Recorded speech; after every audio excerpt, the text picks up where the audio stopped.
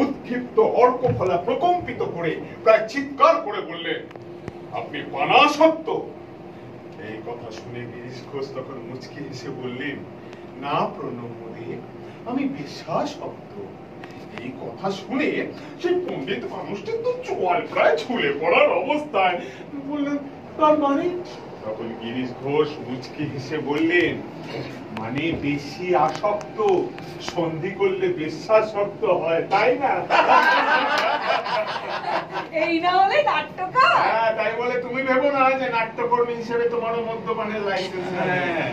ও খেলে গিরিশ ঘোষ আর আমরা সবাই খেলে দোষ।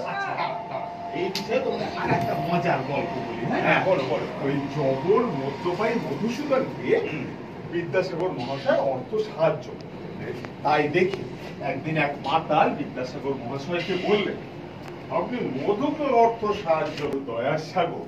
বেশ গম্ভীর গলায় বললেন, আগে একখানা বীরাঙ্গনা লিখে নিয়ে এসো, তারপর মদ্যপানের নিমিত্ত অর্থ আমি তোমায় প্রদান করিব।